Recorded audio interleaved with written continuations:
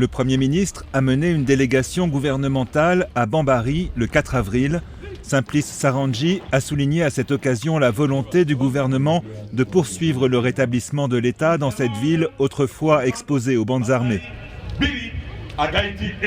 Le Premier ministre a promis à la foule qui s'était rassemblée devant la mairie de Bambari que son gouvernement respecterait les engagements pris. L'État commence à gagner du terrain dans la ville de Bambari.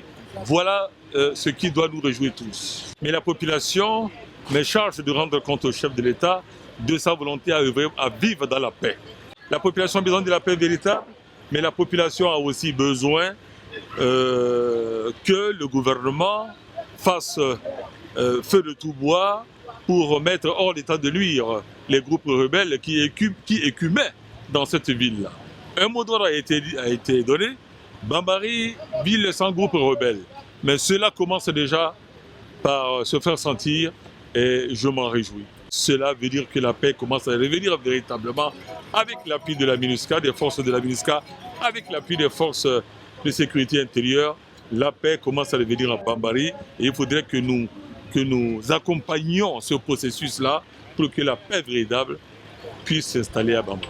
Lors de sa visite à Bambari, le Premier ministre était accompagné de Diane Corner, la représentante spéciale adjointe du secrétaire général des Nations Unies et numéro 2 de la MINUSCA. La tension a diminué dans cette ville stratégique depuis que la MINUSCA y a mis fin à la présence des groupes armés. On a eu la visite de son Excellence le Président et maintenant, 2-3 semaines plus tard, on est venu avec le Premier ministre. Et chaque fois, on voit une montée en confiance de la population avec la situation, que ça reste toujours une ville sans groupes armés. Et en plus, de plus en plus, je pense, de confiance en soi-même et dans l'avenir. Et que vraiment, on peut changer pour le meilleur cette ville de Bambari.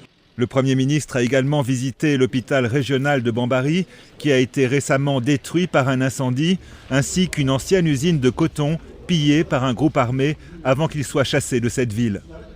Le gouvernement s'est fixé comme priorité la santé et l'économie afin de consolider la paix et la stabilité en Centrafrique.